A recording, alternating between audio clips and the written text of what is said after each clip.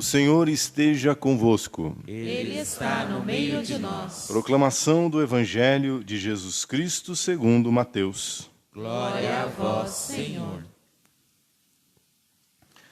Naquele tempo, um dos 12 discípulos, chamado Judas Iscariotes, foi ter com os sumos sacerdotes e disse: O que me dareis se eu vos entregar Jesus? Combinaram então 30 moedas de prata. E daí em diante, Judas procurava uma oportunidade para entregar Jesus. No primeiro dia da festa dos ázimos, os discípulos aproximaram-se de Jesus e perguntaram: Onde queres que façamos os preparativos para comer a Páscoa? Jesus respondeu: Ide à cidade, procurai certo homem e dizei-lhe: O mestre manda dizer: O meu tempo está próximo, vou celebrar a Páscoa em tua casa junto com meus discípulos. Os discípulos fizeram como Jesus mandou e prepararam a Páscoa. Ao cair da tarde, Jesus pôs-se à mesa com os 12 discípulos. Enquanto comiam, Jesus disse: Em verdade, eu vos digo, um de vós vai me trair. Eles ficaram muito tristes e, um por um, começaram a lhe perguntar: Senhor, será que sou eu? Jesus respondeu: Quem vai me trair é aquele que comigo põe a mão no prato. O Filho do Homem vai morrer, conforme diz a Escritura a respeito dele. Contudo, ai daquele que trair o Filho do Homem. Seria melhor nunca tivesse nascido. Então Judas, o traidor, perguntou: Mestre, serei eu? Jesus lhe respondeu: Tu o dizes. Palavra da salvação. Glória a vós, Senhor.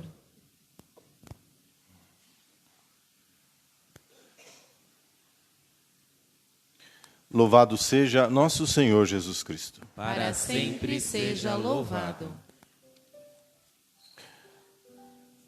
Esta missa, ela não possui homilia. É uma missa penitencial. Quem frequenta essa missa já há 8 anos sabe que eu não faço homilia nessa missa. Mas quem acompanhou as 2 missas de segunda e terça-feira santa já está dentro, não é, da preparação necessária das homilias para fazer nesta missa o exame de consciência. O que choca nesta leitura, para iniciarmos o nosso exame de consciência, é que Judas procurava uma oportunidade para entregar Jesus. Procurava uma oportunidade para cometer o pecado violento de trair o Salvador. E a gente fica chocado com isso, né? Com o que é capaz o pecado de fazer, né, no coração de um homem. Seja no coração de Judas, dos sumos sacerdotes, mas inclusive dos discípulos. No nosso coração. A pergunta que eu lhe faço é: quando você se confessa, você procura pela raiz daquele pecado que você cometeu? Seja um pecado contra um dos 10 mandamentos, um dos 7 pecados capitais, vícios, né? Ou dos 5 mandamentos da igreja. E São João, na primeira epístola dele, no capítulo 2, verso 16, ele diz que todo pecado contra Deus e contra o próximo, tudo aquilo que o mundo nos oferece, o diabo nos oferece, tem como raiz 3 concupiscências. E nós vamos usar essas 3 concupiscências. Concupiscência é um desejo desordenado para fazer o nosso exame de consciência nesta manhã. Vou ler o trecho de 1 João 2,16. Diz assim São João: Tudo o que há no mundo, a concupiscência da carne, 1. A concupiscência dos olhos, 2. E a ostentação da vida, da riqueza, a soberba da vida, 3. Não vem do Pai, mas do mundo. Quem pratica essas coisas, perde Deus. E fica preso no mundo, no pecado. Elas são as 3 tentações de Jesus no deserto, se você parar para pensar. A carne, os olhos, a soberba da vida. E, portanto, foram as 3 tentações que nós enfrentamos de um modo muito forte nesta quaresma e enfrentamos todos os dias da vida. Vamos juntos neste exame de consciência.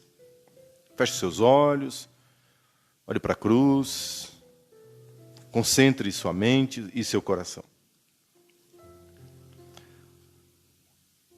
Concupiscência da carne, aquilo que os antigos chamavam de libido amandi. É o apetite desordenado por tudo o que pode sustentar fisicamente o corpo. Todo apego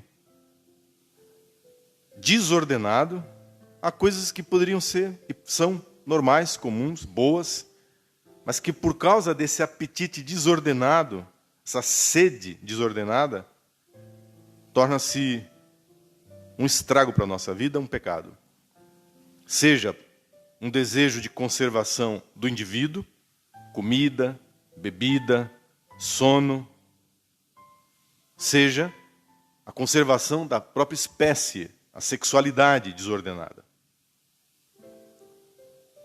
Desequilíbrio no uso das coisas que deveriam fazer bem. E aí, quando você menos espera, estou você, estamos nós presos à glutonaria, comilança, à bebedeira, à preguiça, uma preocupação em aparentar externamente uma estética que chega a ser doentia. Tem gente que deixa de comer, desenvolve bulimia, anorexia, doenças. Porque tem que caber naquela roupa, porque tem que apresentar-se daquela forma. Veja, desordenadamente. Ou então uma sexualidade desordenada, um apetite desordenado, que desvincula a força do sexo, que em si nada tem de má, desvincula do amor verdadeiro, que só pode ser vivido no casamento, ou no âmbito familiar, no âmbito do amor de marido e mulher. E que se não é para ser vivido ali, deve ser direcionado para coisas boas, para o bem ao próximo, trabalho, para a educação física. Não. Deixa com que o apetite sexual se torne um imperativo, um imperador. E assim sobressai-se o animal em nós e a razão vai perdendo espaço. Somos animais racionais. E por causa desse apetite, nos tornamos mais bichos, feras, do que homens, mulheres, com personalidade, com espiritualidade. E essa é a primeira concupiscência. Nós a enfrentamos com o jejum. A concupiscência da carne, nós enfrentamos pelo jejum. Segunda concupiscência, a concupiscência dos olhos, aquilo que os antigos chamavam de libido possuende. É uma desordem da libido, do apetite, naquilo que agrada à imaginação, os pensamentos, as palavras, o imaginário. É a imaginação pervertida daquele que põe a sua mente fixa em algo que, ao invés de acalmar o seu coração, equilibrar a sua vida, torna-se uma verdadeira obsessão pervertida. É a pessoa que só pensa em bens materiais, em dinheiro, em trabalho, que em si não tem nada de mal. mas que desordenada na mente, torna-se um chefe, torna-se alguém, uma realidade que comanda a nossa vida, nos desequilibrando, nos tirando a paz. A vaidade de quem está todo o tempo a pensar no que os outros vão dizer, no que os outros vão pensar, que no fundo esconde um orgulho de si, que abomina passar algum tipo de humilhação, coisa normal da vida, faz parte da vida, um orgulho de si. E por isso mesmo, por causa desse orgulho de si que é da mente da pessoa, pervertida, a pessoa passa a distorcer a realidade com mentiras, para escapar, para ficar bem, difamações, passa a ser capaz de ludibriar, enganar, roubar, para manter as aparências de uma vida que é uma farsa. Isso é maluquice, vai tomando conta da pessoa. A vaidade sai daquele apego à roupa, à comida, e se torna uma obsessão na mente. Vai para um auto-engano, mentir para si mesmo, preso a essas exterioridades que a pessoa joga o tempo todo na cara dos outros, para disfarçar a pobreza, a miséria interior, a pobreza de espírito, que na ausência, na penúria, quando a pessoa não tem, se transforma em inveja, cobiça, e faz com que uma pessoa boa seja, de repente, capaz de coisas terríveis, inimagináveis, e perdeu o bom senso, o equilíbrio. Essa concupiscência dos olhos. Os olhos que são as janelas da alma. E nós enfrentamos essa concupiscência agora na Quaresma com o exercício da esmola, de dar, de desapegar-se. A caridade com os pobres. Olhar para quem sofre, olhar para quem não tem. Ter pena, misericórdia. Foi o exercício da esmola durante toda essa Quaresma.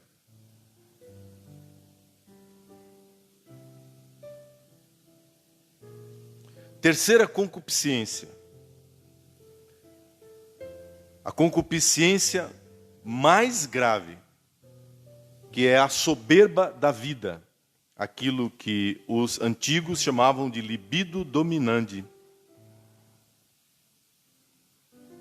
É pior de todas as concupiscências, de todos os apegos desordenados, porque é um apego que afronta diretamente Deus, colocando outra coisa no lugar de Deus. Todas essas coisas que eu disse, elas vão crescendo e vão tomando o lugar de Deus na nossa vida. Deus deixa de ser amado. Deus deixa de ser servido. E a pessoa se pondo acima de Deus, ou se achando igual a Deus, como fez Satanás. E, aliás, é a tentação do paraíso. Se você comer, você vai ser igual a Deus. Tudo que a pessoa pensa é para si e não para Deus. O amor é para si, o amor de si. O respeito é o respeito de si e dos seus. As horas, o tempo, o dia, o ano é para si, é para os seus. Essa egolatria, esse egocentrismo, que vai fazendo com que a pessoa se descuide de uma vida espiritual e viva de uma soberba que é alimentada diariamente pelo descuido da vida com Deus. Em outras palavras, a pessoa não tem oração pessoal. Como Deus não é, a preocupação é de si, Deus vai ficando de lado e a pessoa deixa de rezar, não reza. Não deixa de rezar com a família. Com a família que é a igreja. A oração mais importante é essa oração aqui. Não é a oração pessoal. Essa oração comunitária, a oração da igreja, é que alimenta a minha oração pessoal. Então aqui a pessoa está dormindo. Ela vem uma vez, vem outra. Não ama a Deus. Não tem tempo para Deus.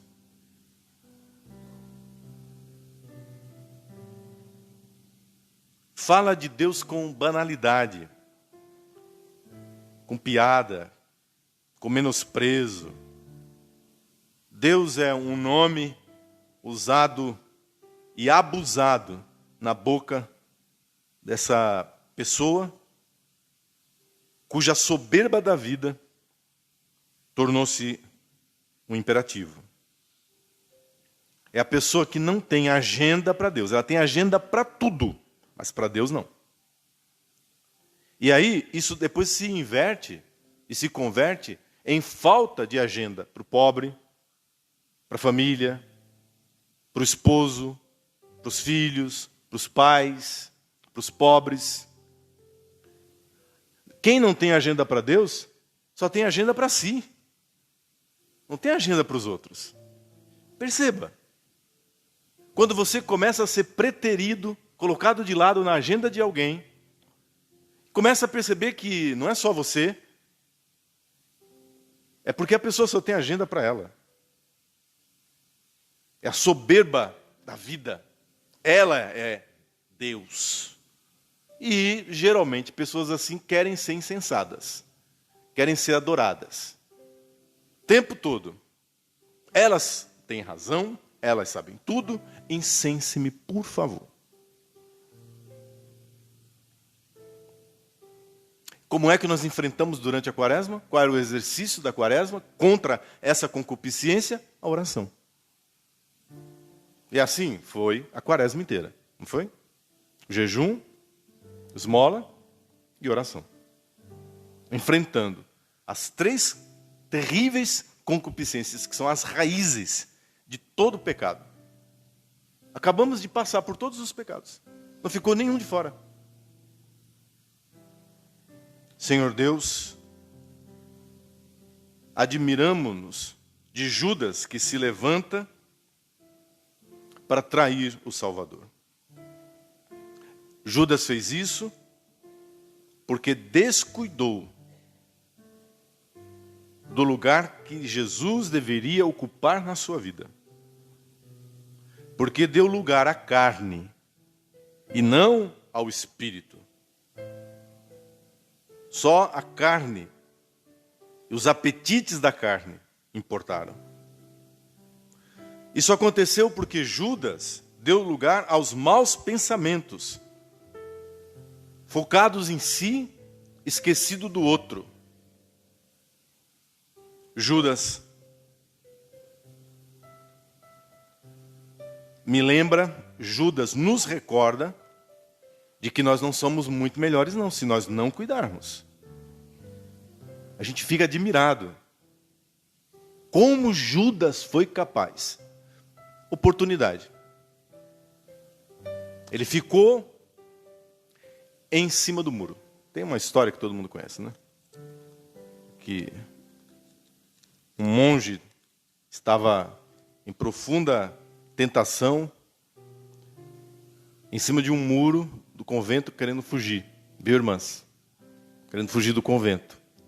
O bom de lá é que não tem muro. De um lado, o anjo da guarda dizia: fica. Fica. Fica. Fica no convento. Fica em Deus. Fica na igreja. Fica com a tua família. Fica com a tua esposa. Sei lá, fica, né? É isso que Deus fala. É isso que os anjos falam. E do outro lado, um demônio calado, mudo. E aí, todo mundo conhece a história. O monge. Licencinha, só um pouquinho aqui, anjo da guarda. Deixa eu fazer uma pergunta. Por que você está calado, demônio? Por que você não faz a sua propaganda para eu pular para o lado de lá? Para eu... O que tem aí? Não precisa. Você já está comigo. Você já está no lugar que eu queria. Você não optou por Deus. Você não optou pelo convento. Você não optou pela igreja. Você não optou pela sua família. O fato de você estar aí, onde você está, você já é meu. Esse lugar aí é meu. Então é jogar-se nos braços de Deus. Não existe meio termo. Com Deus ou é tudo ou não é nada. Deus não aceita fazer barganha de corações, de mentes, de almas. E por isso, nesta manhã penitencial, nós nos entregamos inteiramente a Deus. Amém. Aqueles que desejam receber a absolvição, dobrem os seus joelhos. Aqueles que não conseguem se ajoelhar, fiquem em pé.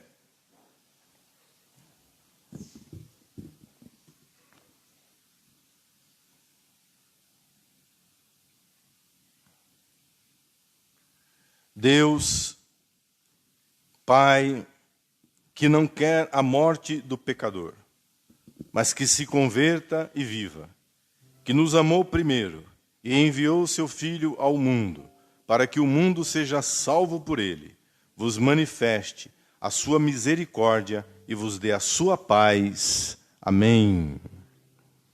O Senhor Jesus Cristo, que foi entregue à morte por causa das nossas faltas, e ressuscitou para a nossa justificação, e que enviou o Espírito Santo sobre seus apóstolos para receberem o poder de perdoar os pecados.